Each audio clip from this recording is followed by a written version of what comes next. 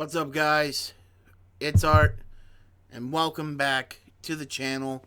Welcome to my wrestling library, where I discuss classic wrestling, modern wrestling, basically anything to do with professional wrestling you can find here on the channel. So if you're new to the channel, make sure that you subscribe, click the bell so you get notified when I upload new videos, and make sure you leave a like on any video that you find on the channel that you find entertaining. So as you can read by the title, this video is going to be my dream card. Well, not really. Yeah, I'll call it a dream card. Honestly, if this was a real fantasy booking, all of these would be singles matches. But I tried to go a bit more realistic with what I think they might do. At the time that I'm recording this, they've already announced one match, teased another one, but nothing really has been set in stone for this card. So I want to get right into my AEW New Japan Forbidden Door fantasy booking. First match is going to be on the buy-in. It's going to be a 8-man tag team match. It's going to be on the New Japan side with a couple guys from AEW. It's going to be the Chaos stable of Toru Yano, Rocky Romero, Trent Beretta, and Orange Cassidy. And on the AEW side is the AFO, Private Party, The Butcher, and The Blade.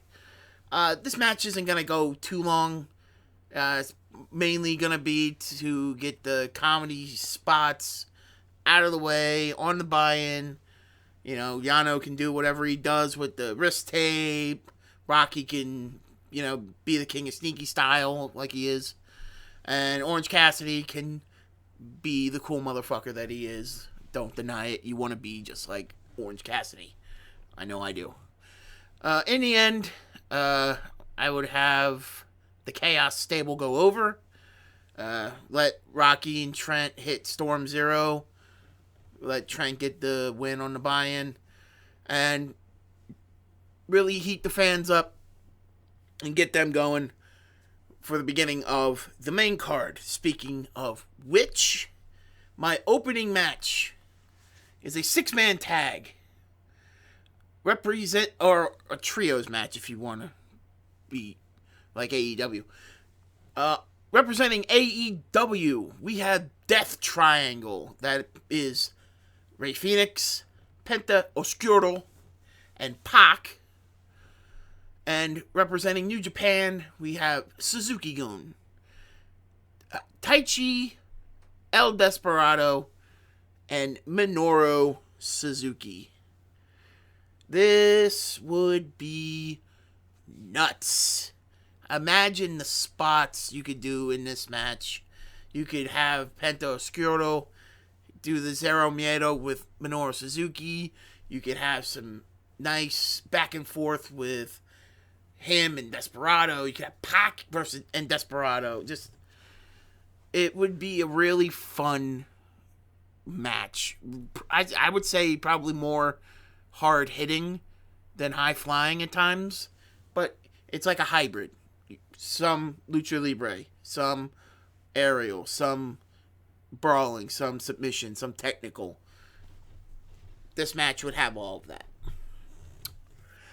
In the end, I would have the Suzuki-gun team go over because Minoru Suzuki has been losing a lot lately, especially in the United States. And that upsets me. So I would have Suzuki hit the Gotch pile driver on Rey Fenix and get the 1, 2, 3. Probably about 13, 14 minutes. Give them a decent amount of time. But Suzuki-gun goes over in the opening match. And we move on from there. Second match is an 8-man tag.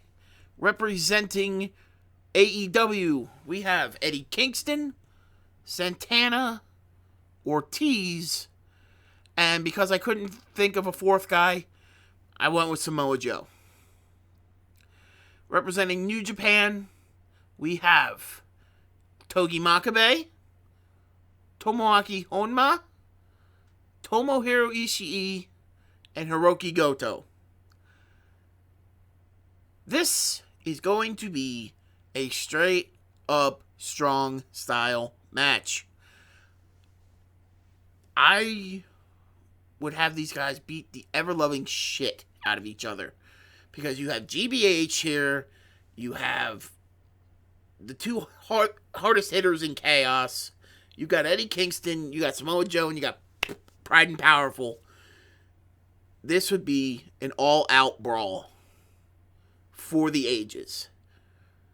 Think Anarchy in the arena, but not all over the arena. Think that level of violence, but kept to an actual match. For this one, I would have the AEW team go over. I would have Kingston hit his spinning back fist on Goto and pin Goto to get the fall for the AEW contingent.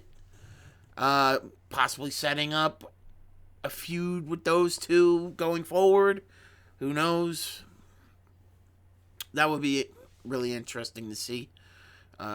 We've already seen Kingston and Ishii, I believe. I believe that happened.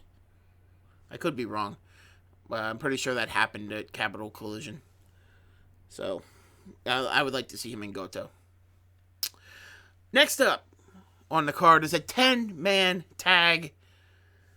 On the AEW side, we have the Undisputed Elite, the Young Bucks, Matt and Nick Jackson, Red Dragon, Kyle O'Reilly, Bobby Fish, and Adam Cole, baby.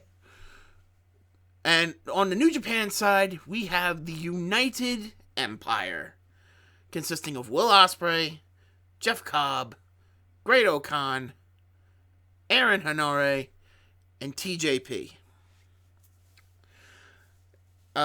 This one is just going to be your standard wrestling match. Back and forth.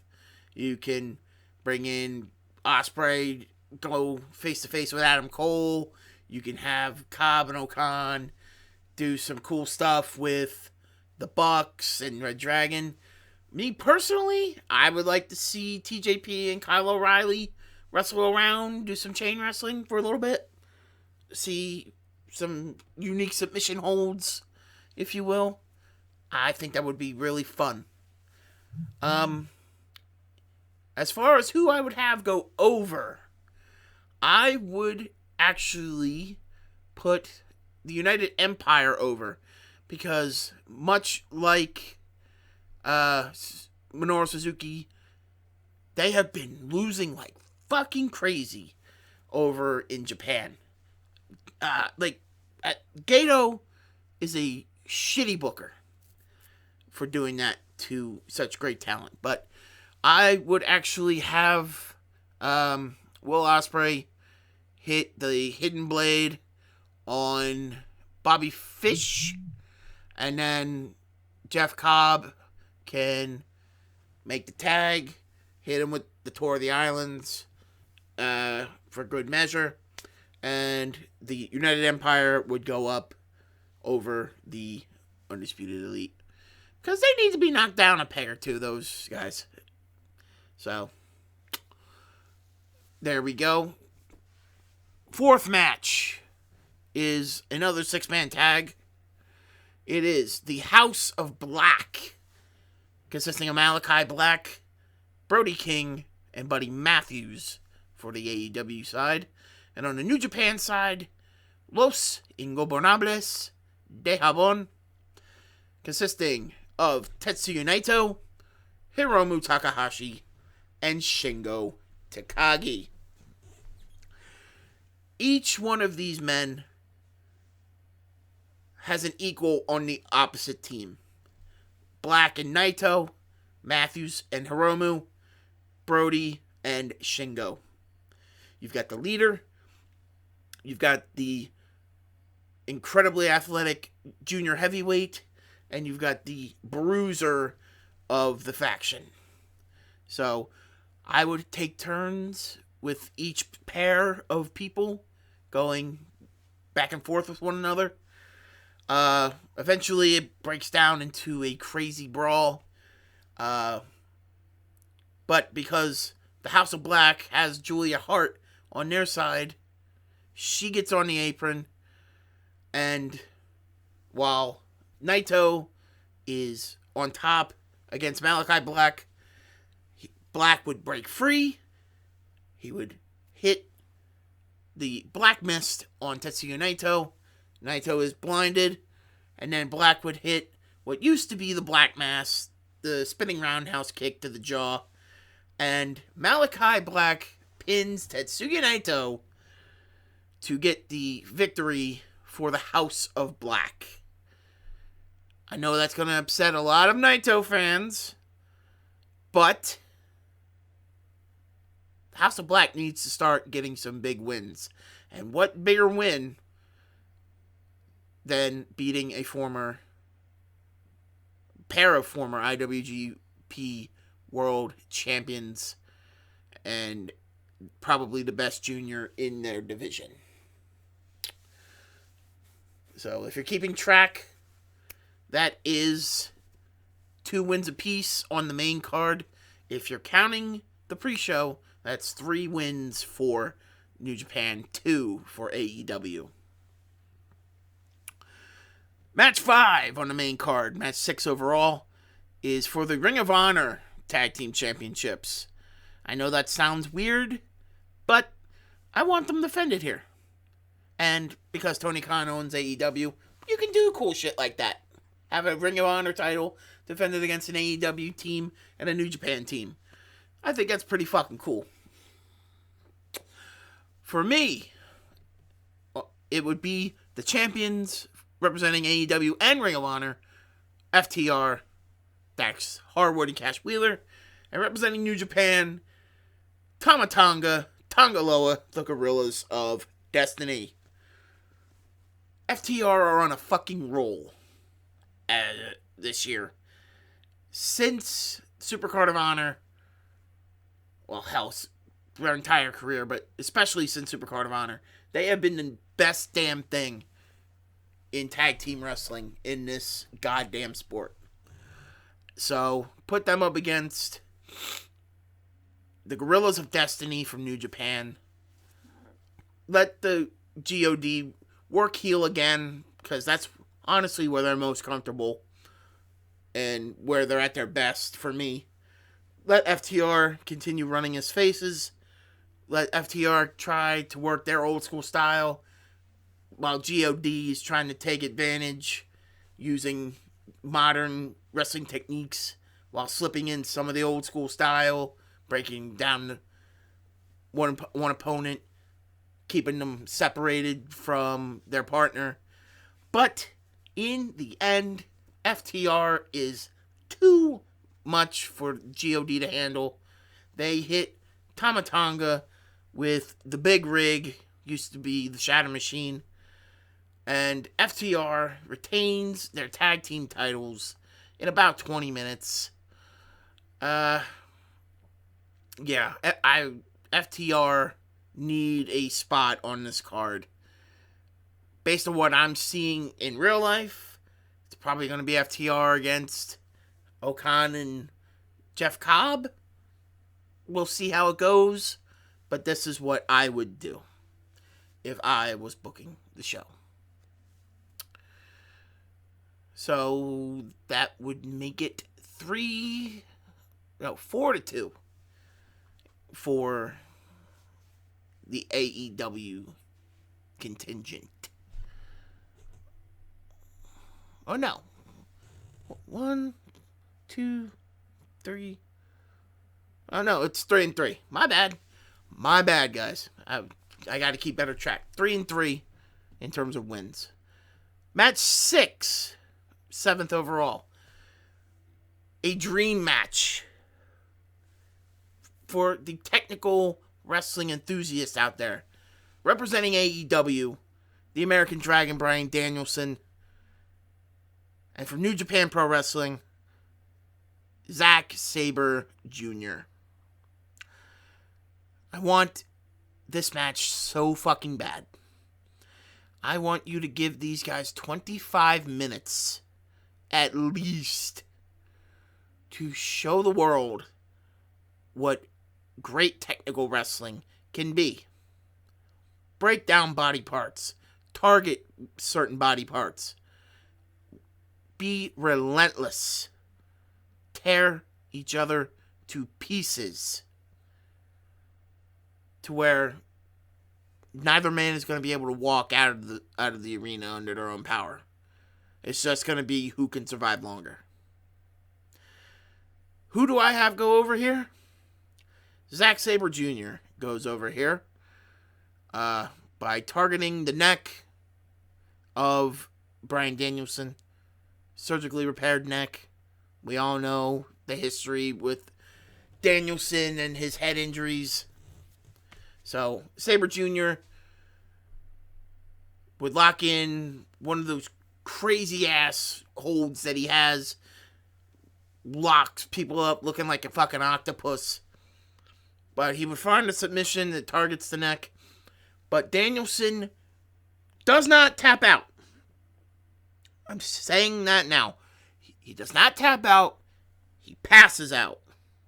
So your winner by referee stoppage is Sabre Jr. That way, Sabre Jr. can get the win, but Danielson remains strong, having not tapped out. That is very important for the character. But, yes, Sabre Jr. would get the victory here for me, making it 4-3 New Japan. Match 7 on the main card. 8 overall for the IWGP United States Championship. The challenger representing AEW, Hangman Page. And the champion representing New Japan Pro Wrestling, newest member of the Bullet Club, Rock Hard, Juice Robinson. So many sex and cock references. Oh my god. Anyway, this one, you can have the conquering babyface versus the dickhead cheating heel. We all know how Bullet Club rolls. And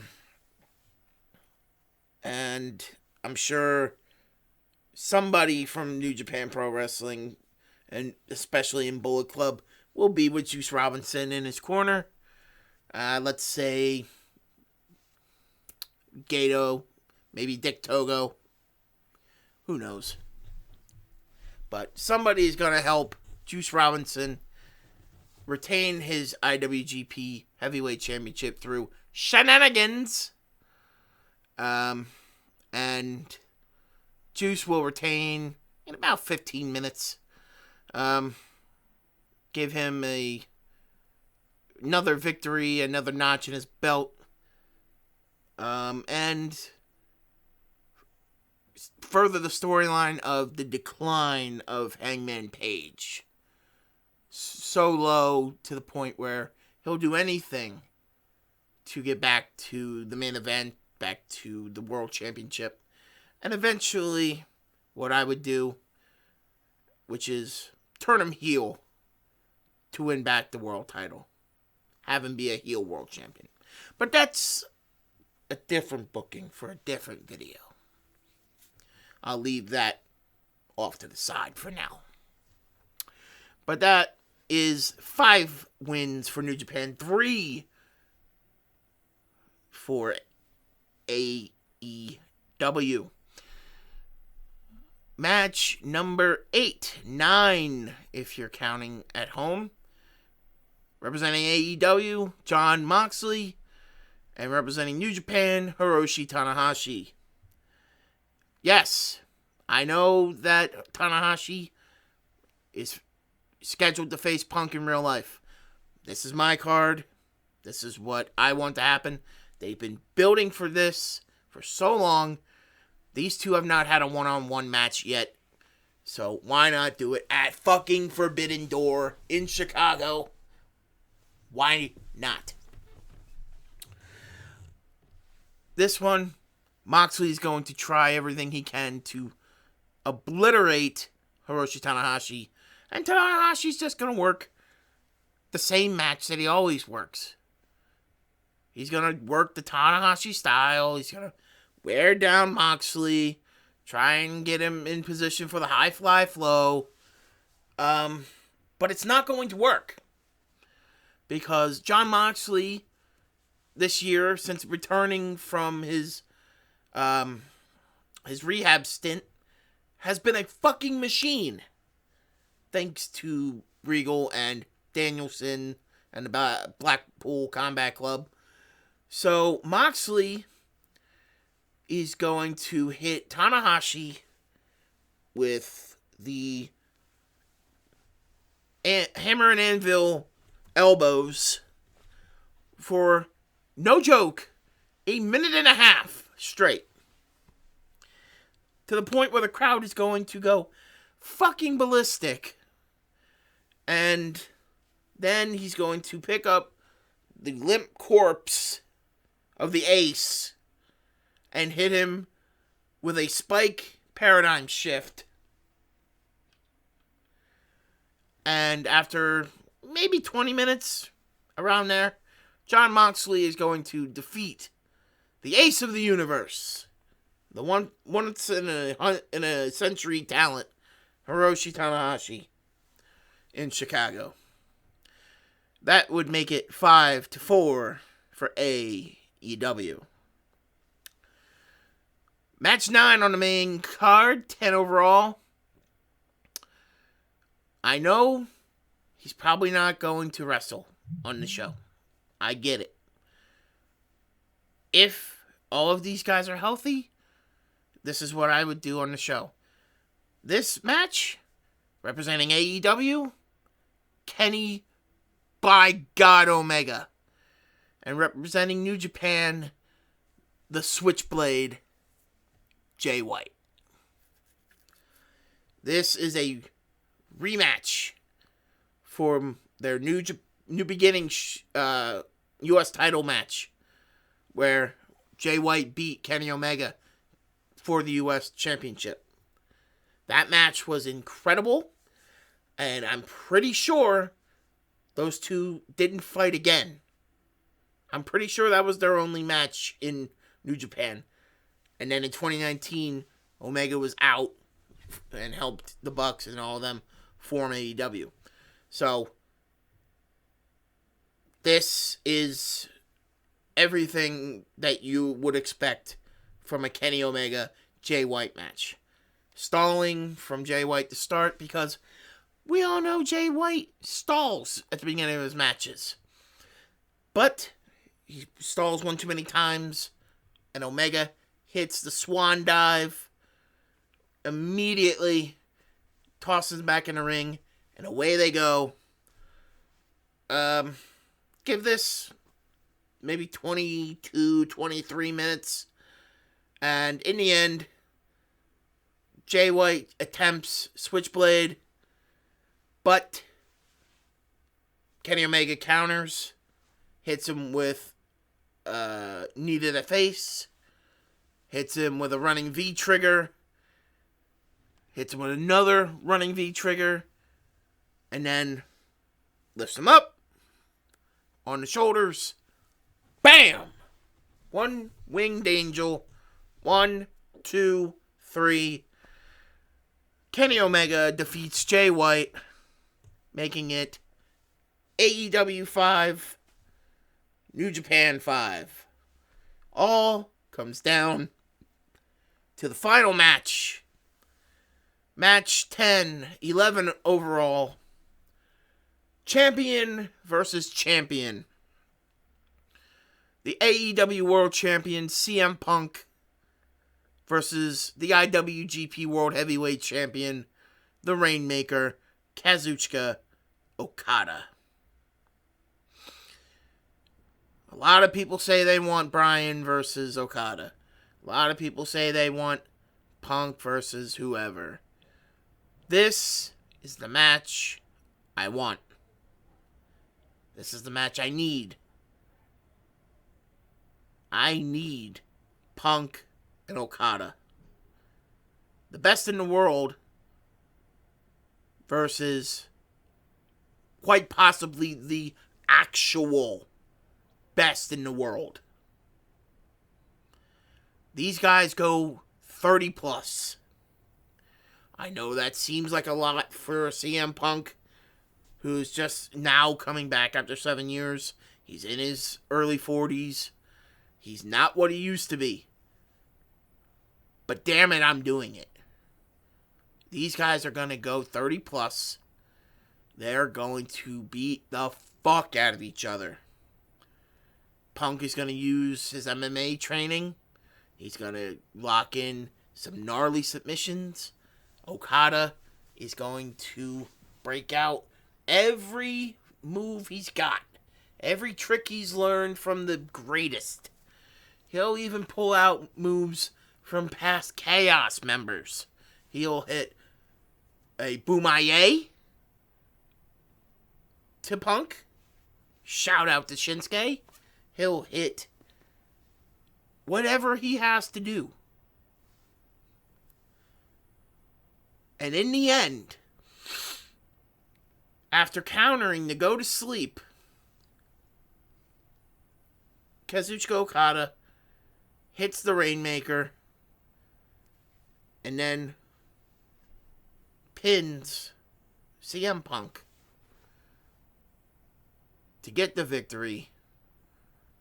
New Japan Pro Wrestling wins the night 6-5 as Okada stands tall in the middle of the ring. And that, my friends, that is my AEW New Japan Pro Wrestling Forbidden Door fantasy booking card. What did you guys think of the card? Do you agree? Do you disagree? What are some matches that you would have on your fantasy booking card? Leave all that in the comments below. Don't forget to subscribe. Like the video if you enjoy. And let me know what other fantasy bookings you guys want to see from me sometime in the future. That being said, guys, my name is Art. And you have just visited my wrestling library. Thank you for joining me. And hopefully, I'll see you again soon.